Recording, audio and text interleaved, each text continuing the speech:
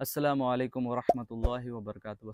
अस्सलातु वस्सलामु अलैका या रसूलल्लाह सल्लल्लाहु तआला अलैहि वसल्लम। अल्लाह रब्बुल इज़्ज़त कुरान मुक़द्दस में इरशाद फरमाता है, कुंतुम खैरा उम्मतिन उखरिजत लिन्नास तामुरूना बिल मारूफ व तनहौना अनिल मुनकर व तुमिनूना बिल्लाह। तर्जमा यह है, तुम बेहतर हो उन सब उम्मतों में जो लोगों में ज़ाहिर हुए और भलाई का हुक्म देते रहो और बुराई से मना करते रहो और अल्लाह पर ईमान रखते हो। मेरे प्यारे आका अलैहिस्सलातु तस्लीम के प्यारे दीवानों, इस आयत मुक़द्दसा से हमें ये मालूम हुआ कि अल्लाह रब्बुल इज़्ज़त ने उम्मत मोहम्मदिया को एक ज़िम्मेदारी दी है। वो ज़िम्मेदारी ये है कि हम नेकियों का हुक्म देते रहें, लोगों को नेकी की तरफ बुलाते रहें और गुनाह से लोगों को रोकते रहें, बचाते रहें। इसमें तीन चीज़ें हैं। एक तो उलमाए अहले सुन्नत की जमात है जो ये काम कर रही है, एक गिरोह तो वो है। दूसरी गिरोह तहरीकें, सुन्नी तहरीकें जैसे सुन्नी दावत इस्लामी और भी दिगर सुन्नी तहरीक जो अहले सुन्नत वल जमात के बैनर तले काम करती हैं। ये वो काम कर रहे हैं जो कुरान मुक़द्दस में अल्लाह रब्बुल इज़्ज़त ने उम्मत की जिम्मेदारी दी है कि नेकियों का हुक्म देते रहो और बुराई से लोगों को रोकते रहो।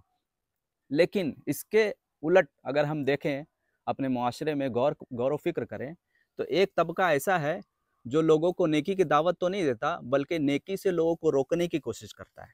जाहिर सी बात है, अगर कोई नेक अमाल कर रहा है, कोई नमाज पढ़ रहा है, कोई नेक अमाल कर रहा है, तो अगर उसे हम नेक महफिलों में जाने से रोक रहे हैं, नेक सोहबतों से रोक रहे हैं, तो गोया हम उसके नेक काम करने के रास्ते को बंद कर रहे हैं।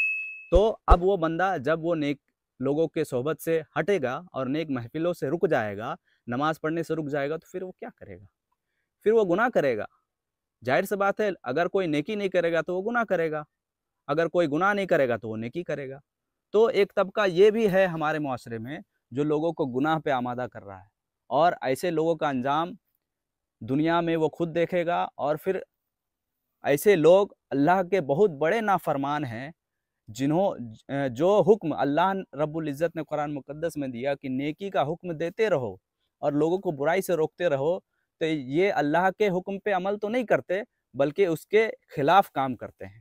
तो हमें चाहिए कि हम ऐसे लोगों को पहचानें कि कौन नेक अमाल कर रहा है, कौन सही तौर पे नेकियों की दावत दे रहा है और कौन लोगों को नेकियों से रोक रहा है। कोई ज़रूरी नहीं है कि हर दाढ़ी टोपी वाला और कुर्ता पजामा पहनने वाला वो अच्छा ही हो।